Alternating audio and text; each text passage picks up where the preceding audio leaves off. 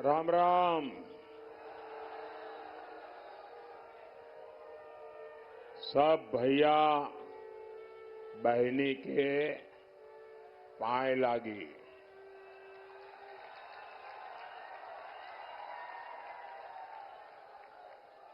ये जो दो मेहरबान दो चित्र लेके आए हैं, वो चित्र ऊपर करते हैं, पीछे किसी को दिखता नहीं है। एसपी जी के लोग ये चित्र ले लें उनसे, और आप पीछे अपना आता पता लिख देना। खुद का मत लिखना, पेंटर का लिखना, जिस आर्टिस्ट ने बनाया है उसका नाम लिखना, तो मैं उसको चिट्ठी जरूर भेजूंगा। उनसे कलेक्ट कर लें, कोई ले लीजिए भाई। अच्छा, यहां जो 5-6 लोग खड़े हैं, ये जो यहां 5-6 लोग खड़े हैं, वो पीछे सबको परेशान कर रहे हैं। जरा वो वहां से जगह करें।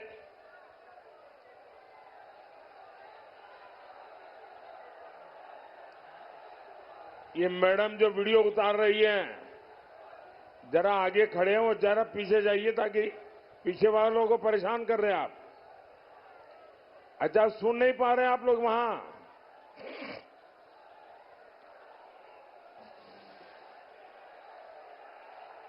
मैं आप दोनों बहनों को कह रहा हूं,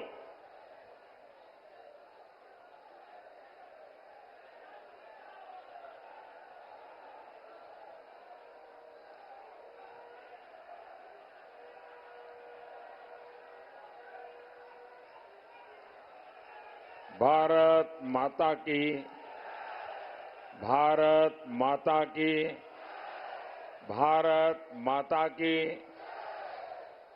2 दिन पहले मैं बनारस में था। वहां जो माहौल बना, जिस प्रकार से काशीवासियों ने लोकतंत्र का उत्सव मनाया, और स्वाभाविक है कि प्रधानमंत्री वहां नामांकन लेने गए थे, तो जरा मीडिया वालों का भी ध्यान ज्यादा रहता है। लेकिन सवाल काशी का नहीं है। हिंदुस्तान के हर कोने में, कन्याकुमारी से कश्मीर तक और अटक से कटक तक,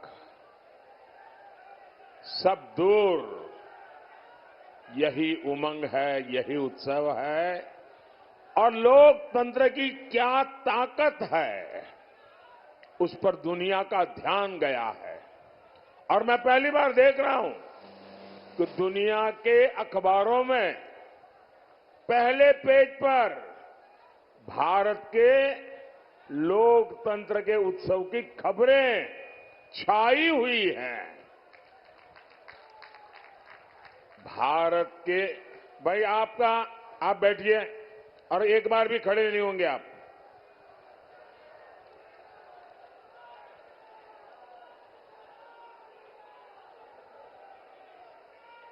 भारत की पहचान, भारत का माहात्म्य दुनिया के लिए भी कितना महत्व रखता है, इसका ये परिचय है। दुनिया देख रही है कि जनता जनार्दन का आशीर्वाद, भारतीय जनता पार्टी, एनडीए, हमारे सभी साथियों पर है। और जहां भी जाते हैं, एक ही स्वर सुनाई देता है, एक ही नारा गूंज रहा है, एक ही संकल्प चारों तरफ लेकर के लोग चल रहे हैं, और वो है फिर एक बार, फिर एक बार, फिर एक बार। भाई और बहनों, आखिर दुनिया को ये विश्वास कैसे है ये रातों रात तो नहीं हुआ है। दुनिया ये जन समर्थन देख रही है। आपका प्रेम और आपका आशीर्वाद, आपका स्नेह दुनिया को अचरज कर रहा है। दुनिया देख रही है कि भारत के लोगों को मोदी की गारंटी पर कितना भरोसा है।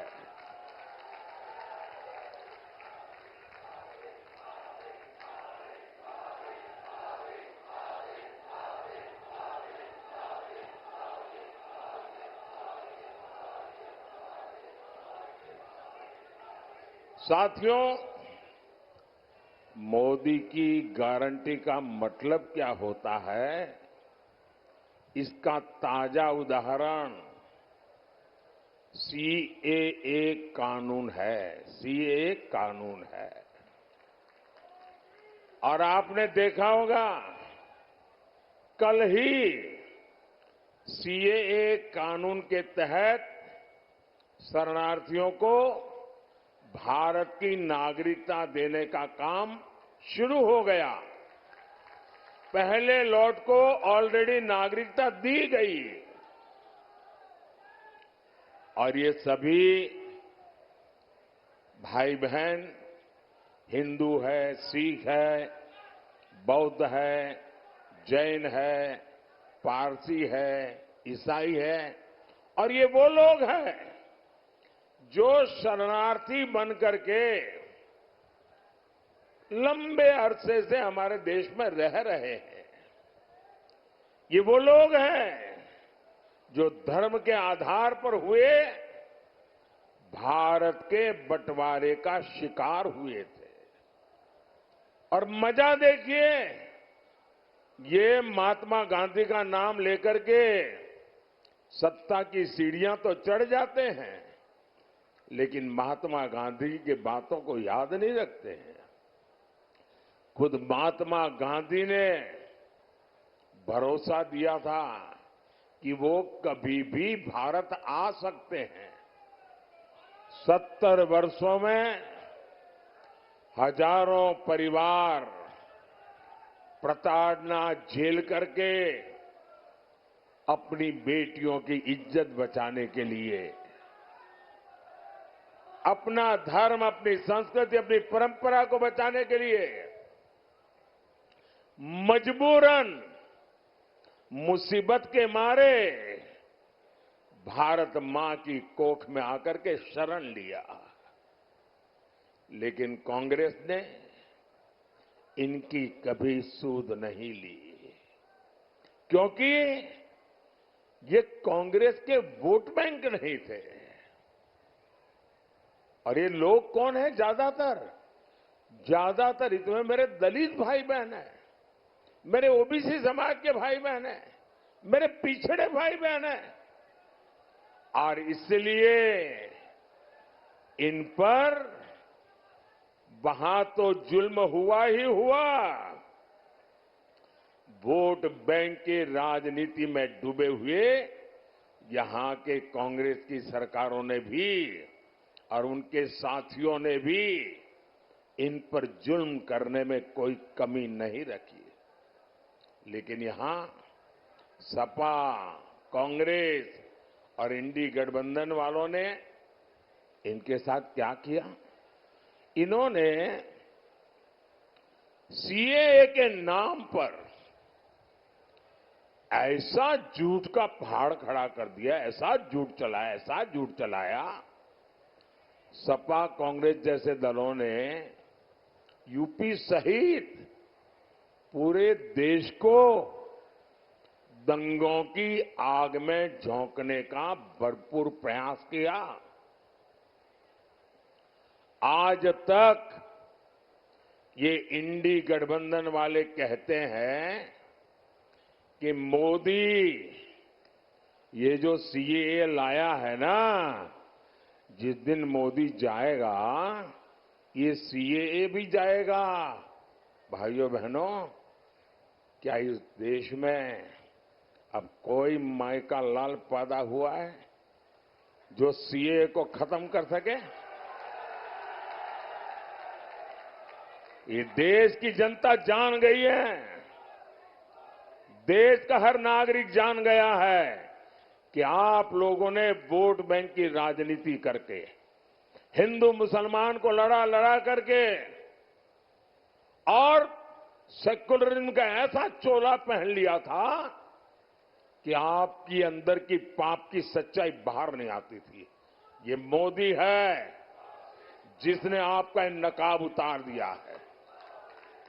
ये आपका नकाब, आप ढोंगी है, आप सांप्रदायिक है। आपने देश को 7 दशक तक संप्रदाय की आग में जूझने के लिए मजबूर कर दिया है। साहब, मैं साफ साफ कहना चाहता हूं मेरे भाइयों बहनों,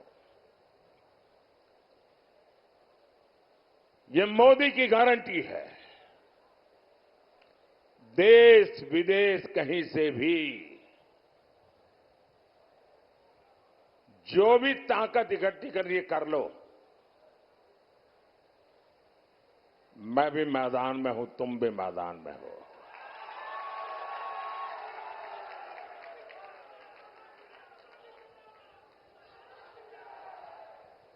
आप सीएए नहीं मिटा पाओगे। आने वाले कुछ महीनों में ही पश्चिम बंगाल से लेकर दिल्ली, पंजाब तक हजारों शरणार्थी परिवार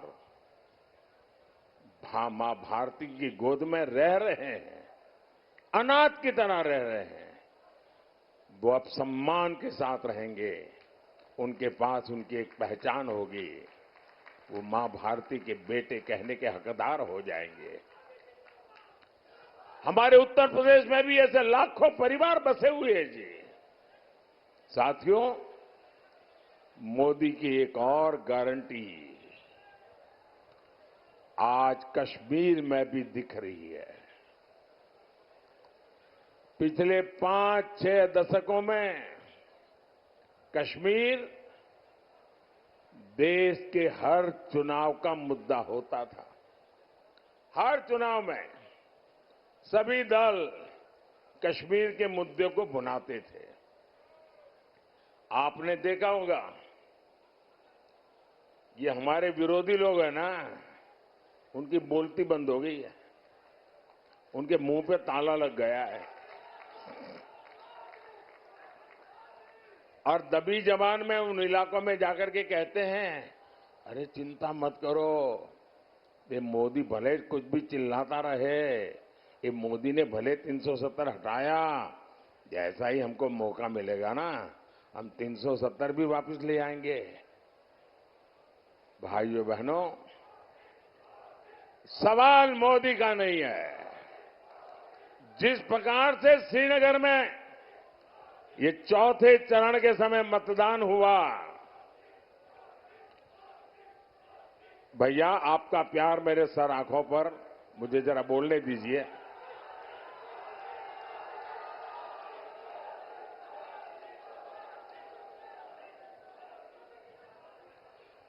चौथे चरण में श्रीनगर में जो मतदान हुआ है, 40 साल के बाद वहां भारत के लोकतंत्र का उत्सव मनाया गया, भारत के संविधान का गौरवगान किया गया और मतदान करके लोग गर्व अनुभव कर रहे थे कि वे हिंदुस्तान की सरकार बनाने जा रहे हैं।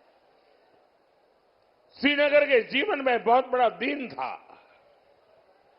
और श्रीनगर के लोगों का उत्साह है ना, वो साफ दिखाता है कि अब कोई भी 370 वापस ला करके वोट बैंक की राजनीति नहीं कर पाएगा।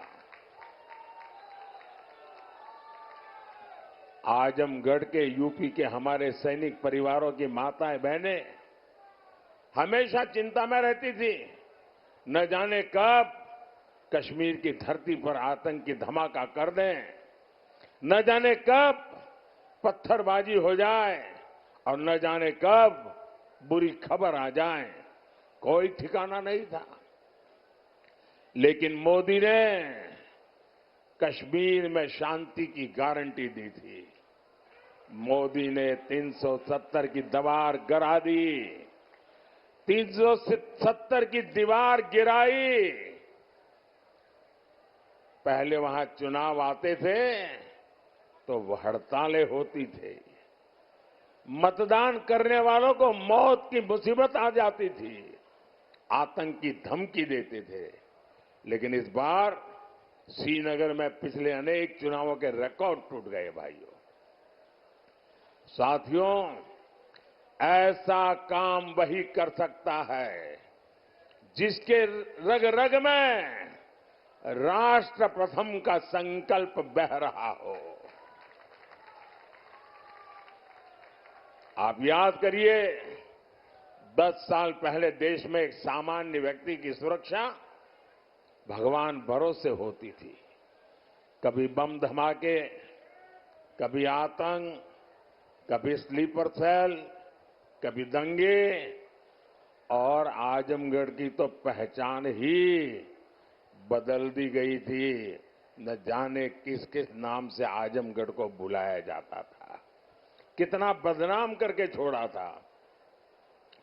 देश में कहीं भी धमाके होते थे तो सबसे पहले लोगों का ध्यान आजमगढ़ की तरफ जाता था, लोग आजमगढ़ की चर्चा करते थे।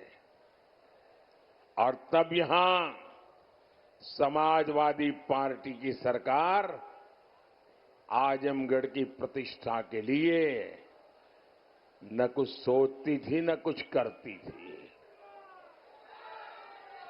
तब सपा के शहजादे आतंक के समर्थन में दंगाइयों का सम्मान करते थे, धमाके करने वाले आतंकियों को छोड़ा जाता था,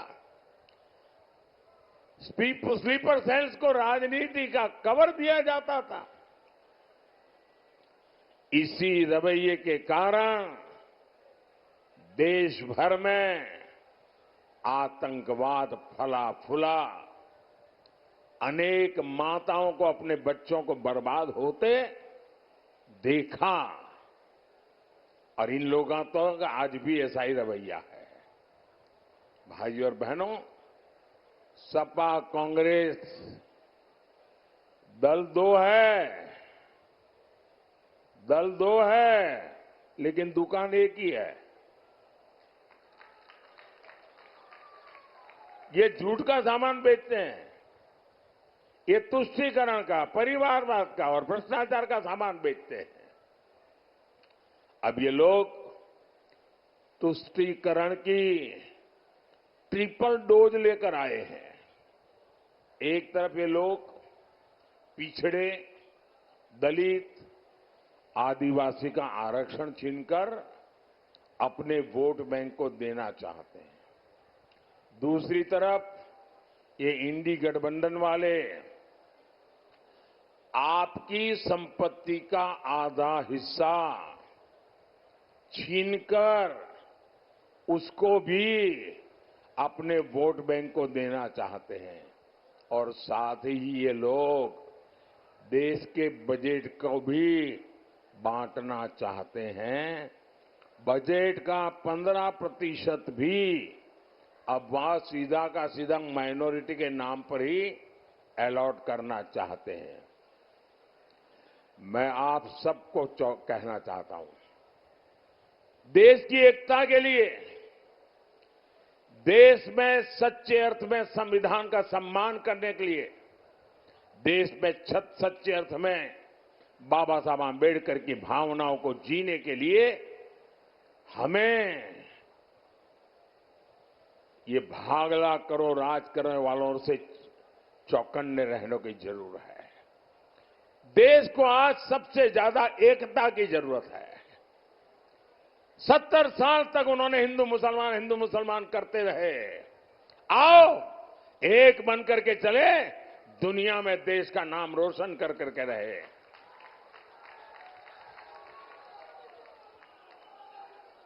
साथियों, इंडी गठबंधन तुष्टीकरण के दलदल में पूरी तरह धंस चुकी है। समाजवादी पार्टी के शीर्ष नेता राम मंदिर को लेकर आए दिन घटिया बातें कर रहे हैं। कांग्रेस के शहजादे ने तो राम मंदिर को गालियां देने का मिशन ही चला रखा है।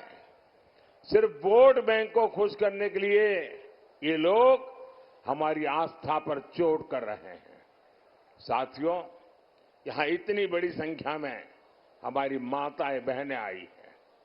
मोदी आपका जीवन बेहतर बनाने के लिए दिन रात एक कर रहा है। आज हर गरीब को मुफ्त अनाज मिल रहा है। आज हर गरीब को मुफ्त इलाज मिला, पक्का घर मिला, घर में नल, नल में जल, सस्ता सिलेंडर, ऐसी अनेक सुविधाएं आप तक पहुंची है। क्या समाजवादी सरकार में, कांग्रेस की सरकार में उन लोगों ने आपकी कभी चिंता की थी क्या? उन्हें आपको अपने हाल पर छोड़ दिया था कि नहीं छोड़ दिया था? ये मोदी है जो आपके जीवन से हर चिंता को दूर कर रहा है। अभी मोदी ने एक और बड़ा फैसला लिया है। आपके घर में और यहां जितने लोग हैं, इन सबके काम आने वाला है। आप किस जात में पैदा हुए, किस बिरादरी में पैदा हुए, आप धनी हैं नहीं हैं, पढ़े लिखे हैं नहीं है, गांव में रहते हैं शहर, कुछ नहीं, सबके सब, क्योंकि मेरा तो मंत्र है सबका साथ सबका विकास। अब आपके घर में और आजकल हर परिवार में बुजुर्ग लोग होते ही होते हैं। माँ बाप, दादा दादी, चाचा चाची, नाना नानी, कोई न कोई बुजुर्ग होते हैं। और 70 साल के बाद छोटी मोटी कोई बीमारी भी होती है, दवाई का खर्चा भी होता है। अब जो बेटा या बेटी कमाते हैं, उनके मन में यही रहता है कि पिताजी की खिलाने पिलाने में तो कोई प्रॉब्लम नहीं है, लेकिन अगर दवाई का बोझ आ जाए तो बेटा बेटी चिंता में लग जाते हैं। अरे कैसे करेंगे भाई? उनके सामने प्रश्न होता है कि बच्चों का परवरिश करें कि बुजुर्गों की चिंता करें। जिम्मेवारी भी है, दोनों जिम्मेवारी है, लेकिन अब आपको चिंता करने की जरूरत नहीं है। ये चिंता ये आपका बेटा मोदी करेगा। 70 साल से ऊपर के आपके परिवार में जो भी लोग होंगे, उन सबकी बीमारी में इलाज के खर्च की जिम्मेवारी मोदी की। ये मोदी की गारंटी है। घुटने की दिक्कत हो, हार्ट की परेशानी हो, कोई भी बीमारी हो, हर बुजुर्ग का इलाज होगा और वो भी मुफ्त होगा। साथियों, मोदी ने एक और योजना शुरू की है। इसमें बिजली बिल 0 हो जाता है। बिजली बिल 0।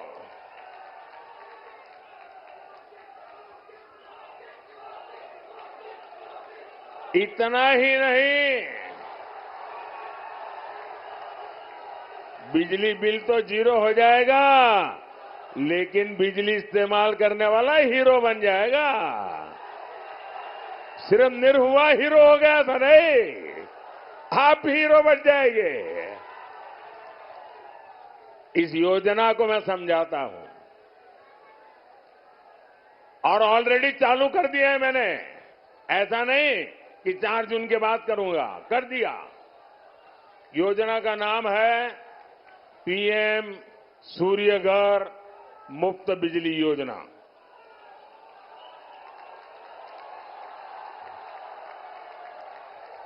आप ऑनलाइन जाकर के अभी से रजिस्ट्री करवा सकते हैं, वो ऑनलाइन चालू है। ये योजना क्या है? मोदी आपको 75,000 रुपया देगा। आपकी जरूरत के हिसाब से 75,000 रुपया तक मोदी देगा। कितना? कितना? उसमें से आप घर पर सोलर पैनल लगाएंगे और जो सोलर की बिजली होगी उसका आप अपने परिवार के लिए उपयोग करेंगे और जो ज्यादा बिजली होगी वो योगी जी की सरकार खरीद लेगी।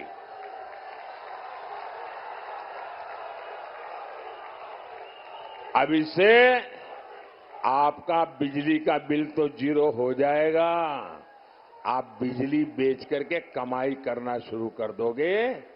ये काम मोदी आपके लिए कर रहा है और आप रजिस्ट्री करवाते ऑनलाइन जाइए, सारी चीजें अवेलेबल है। साथियों, आज भाजपा सरकार में यूपी का तेज विकास हो रहा है।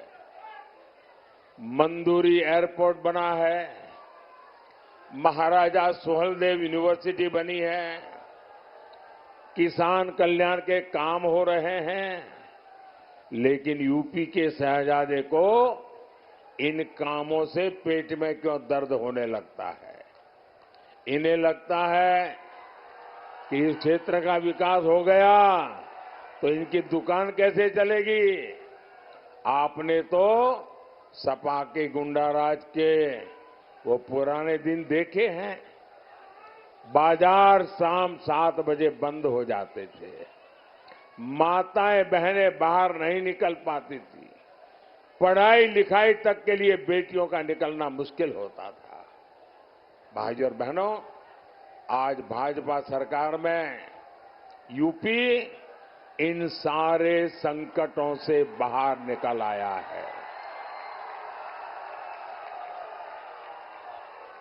और योगी जी ने यहां दंगाइयों की, माफियाओं की, अपहरण फिरौती गैंग की, मेरा जो स्वच्छता अभियान है ना, योगी जी ने उत्तर प्रदेश में बराबर चलाया है। अब यूपी में तेजी से आधुनिक सेवाएं बनाई जा रही है। मुबारकपुर का साड़ी उद्योग हो या फिर निजामाबाद के मिट्टी के बर्तन या फिर यहां का गुड़, ऐसे हर उत्पाद को दुनिया के बाजारों तक पहुंचाना हमारा लक्ष्य है। और इसलिए मैं vocal for local, vocal for local के मंत्र को आगे बढ़ा रहा हूं। भाई और बहनों, आजमगढ़ को, पूर्वांचल को देश के विकास का इंजन बनाने के लिए आपका वोट बहुत महत्वपूर्ण है। अब उनका हाल देखिए। मैं अभी द्वारिका जी के दर्शन करने गया था। अंदर समुद्र के अंदर जाकर के मैंने भगवान श्री कृष्ण ने जो द्वारिका जी बनाया था, द्वारिका नगरी बनाई थी, वहां अपनी श्रद्धा अर्पित करने गया था। तो एक कांग्रेस वाले इसकी भी मजाक उड़ा रहे थे। और मजा यह है, ये बिहार में आरजेडी वाले और उत्तर प्रदेश में सपा वाले, उनके परिवार के जो मुखिया है वो अपने आप को यदुवंशी कहते हैं। अरे तुम कैसे आदिवासी हो यार? जिसके साथ बैठते हो वो तो भगवान श्री कृष्ण को गाली दे रहा है रे। और हम यदुवंश का महात्मा देखिए। अरे मध्य प्रदेश में वोट के लिए नहीं, हमारा मुख्यमंत्री है मोहन यादव। यदुवंश का महात्मा कौन समझता है वो आप जानते हैं।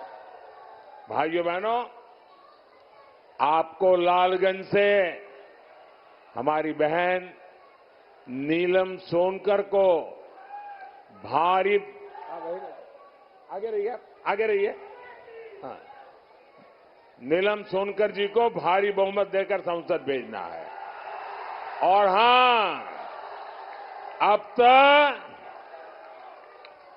तक आजमगढ़ वालन के पास भोजपुरी का साधक हो, सेवक हो, निर्वाक तप और तपस्या आप लोगन के सामने है। परिवारवादी आपके वोट की कीमत नहीं समझ सकते।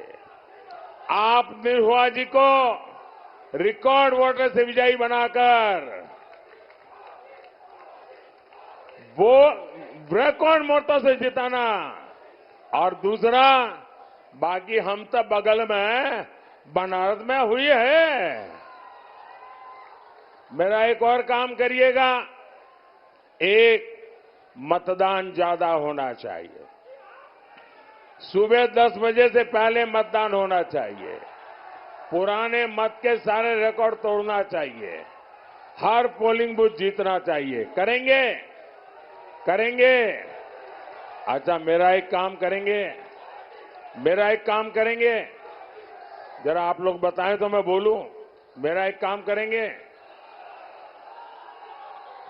सबके सब अगर हाथ ऊपर करके बताता है तो बताऊंगा। मेरा एक काम करेंगे, जरा मुझे जवाब दीजिए। मेरा एक काम करेंगे? एक काम करना, ज्यादा से ज्यादा परिवारों में जाना, ज्यादा से ज्यादा लोगों को मिलना और कहना कि अपने मोदी जी आए थे और मोदी जी ने परिवार के सबको राम राम कहा है। मेरा राम राम पहुंचा देंगे? हर एक को मेरा राम राम पहुंचा देंगे? बोलिए भारत माता की, भारत माता की, भारत माता की। बहुत बहुत धन्यवाद।